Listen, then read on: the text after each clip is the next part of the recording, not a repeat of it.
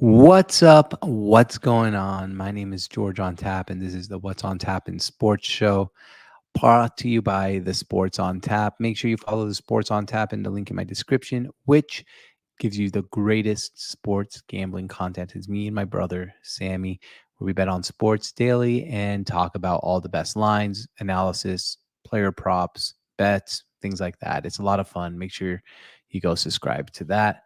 And today, what's on tap in sports? Robert Salah or Saleh. I am from Syria. He's from Lebanon, so I can pronounce his name correctly. Is fired by the New York Jets. And I'm trying a new thing here where I just choose one word to describe each story, each situation, and what's actually going on. And if you ever see me looking this way, it's because that's where my screen and notes are. And my word today is impulsive. No, Robert Salah is not impulsive. But Woody Johnson, the owner of the New York Jets, is. Now, this is no excuse for Robert Salah or Saleh.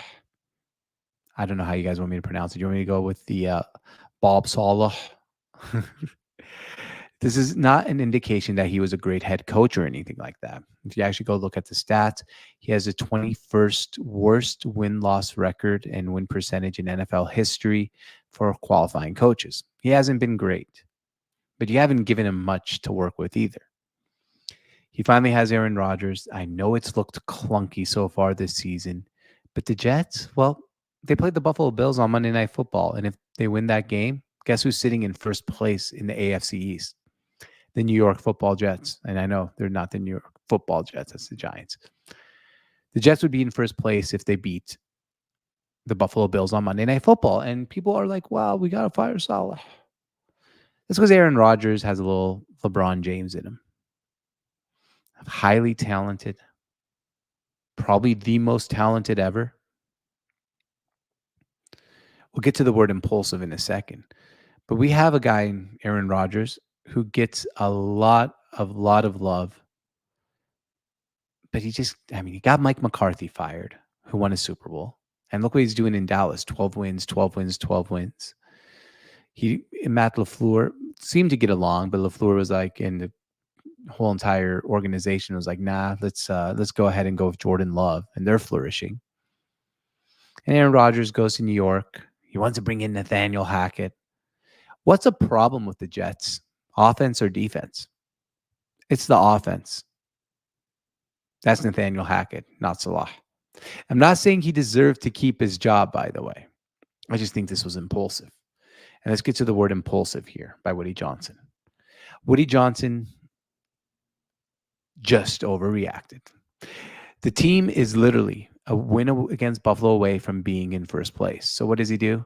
He fires his coach. Why? A couple reasons. He goes to the London game at Tottenham Hotspur Stadium, the club I support.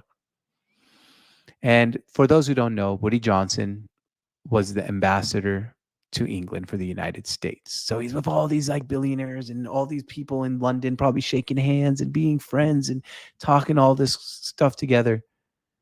And they're like, what's wrong with your team, man? You got Aaron Rodgers. You got Garrett Wilson. Are you going to trade for Devontae Adams? What's wrong with this team? He's probably upset. Got to get rid of a coach. Hey, who's that quarterback on the other end? Sam Darnold? Did he used to play for you, Woody Johnson?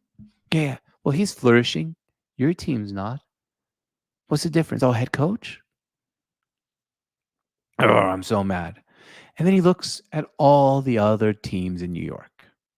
The New York Mets, well, they're hosting an NLDS game today, and we're one of the hottest teams in baseball. The New York Yankees, they got Aaron Judge and Juan Soto, and I know they're tied 1-1 right now in their series against the Kansas City Royals, but they're one of the favorites to win the World Series. The New York Knicks just traded for Karl Anthony Towns, had the city captivated. People love the New York Knicks this year. People are picking them to go far and maybe even be an NBA Finals contender. How about those New York Giants? They suck, right? Well, no. Brian Dable seems like he's a good head coach, and the team looks like they're actually playing some pretty good football, and they got Malik Neighbors, who's the most exciting rookie in the NFL, not named Jaden Daniels. Woody Johnson saw all that and was like, you know what? I don't care if we're a win away from being in first place. It's time to fire the head coach. And that's exactly what he did. And this is the consequences of being impulsive. And that's why Woody Johnson fired Robert Salah. What's on tap? Patrick Mahomes. One word, surreal. Patrick Mahomes is the most surreal quarterback we have ever seen outside of Tom Brady in NFL history. Did you know that yesterday the Kansas City Chiefs beat the New Orleans Saints? Of course you did. Of course you did. But did you know how they beat? Did you know how they beat them? Let's take a look at Patrick Mahomes' stats where he played a great game. He went 28 for 39, 331 yards, no touchdowns and a pick. That's where I wanted to talk about, the no touchdowns. Patrick Mahomes used to be the number one fantasy football quarterback. Now, he's just doing whatever it takes to win. The Chiefs are 5-0. They're favorites to win the Super Bowl. But why do I say Patrick Mahomes is surreal? Because nothing phases him. The dude had Tyreek Hill, who is universally probably known as a top 5 wide receiver in the NFL. The guy wanted to get paid. He left. What happened? Well, they won back-to-back Super Bowls. Just like that. Snap of a finger. Doesn't matter who your wide receivers are. But it's okay. 2 years later, you got Rashee Rice now. He seems like he's going to be a star. Hurts his knee. Out for the season, most likely. What does Patrick Mahomes do? He has the most yards he's had in a game so far this season, the game after Rashee Rice gets hurt. How about the running back situation? God, man, Isaiah Pacheco was really, really good. What do we do here? He got hurt. I don't know. Bring in Kareem Hunt off the waiver wires. He hasn't played in the NFL in years.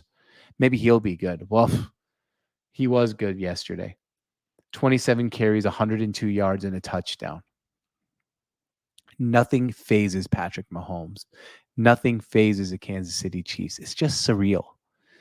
It doesn't matter who it is. And Travis Kelce looked like he was aging and he wasn't going to be playing so good this year. Well, time for Travis Kelce to step up. He targeted him 10 times for 9 catches, 70 yards. Juju Smith-Schuster, he's been thrown around the league like he's Kim Kardashian. How's he doing? 7 catches, 130 yards on 8 targets. No matter what you give Patrick Mahomes, he makes chicken soup out of chicken, or is it chicken salad? Chicken salad out of chicken shit. Patrick Mahomes is amazing. He's the most surreal quarterback we've seen outside of Tom Brady. Just plain and simple, amazing and surreal.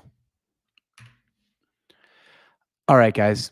It's time for our favorite segment of a week. Well, at least my favorite segment of a week. I call it the 3 Kings and 3 Jesters of NFL quarterbacks. So how it works is the 3 Kings are the 3 guys that are the 3 best quarterbacks this season to me.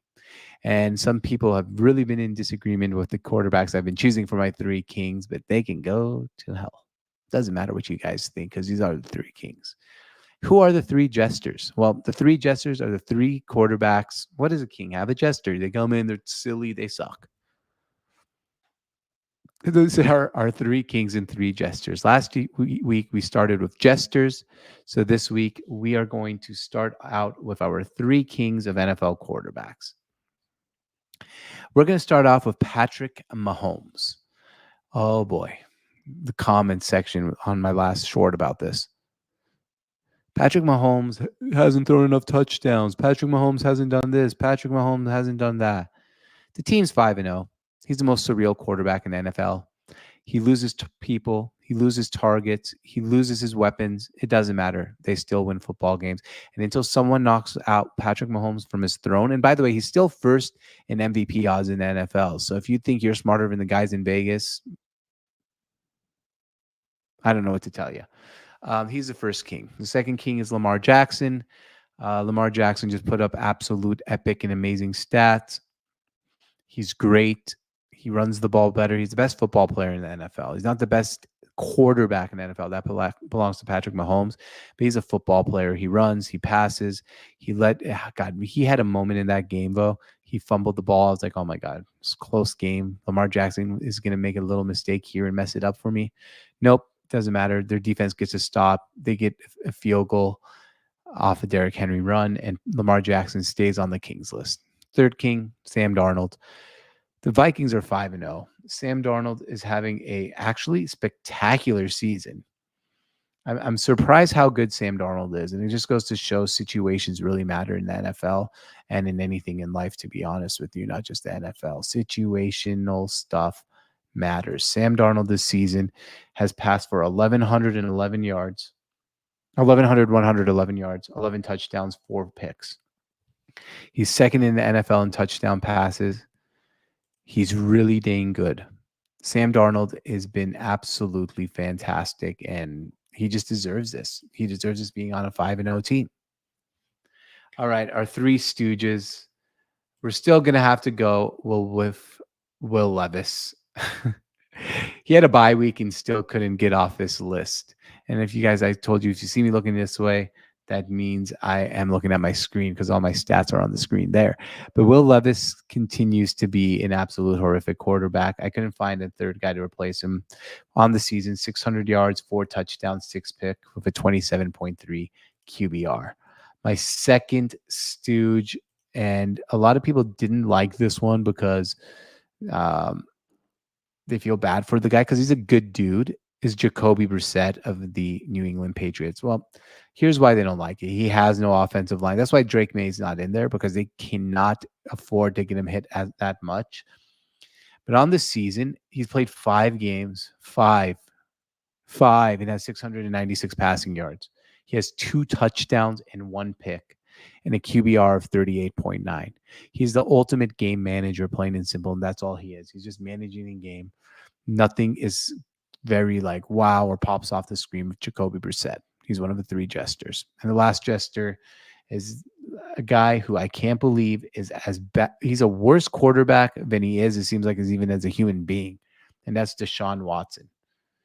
Sure, you're going to look at the stats and be like, well, you know, he played okay, 15, 28, 125 and a touchdown. But he just doesn't pop off the screen anymore.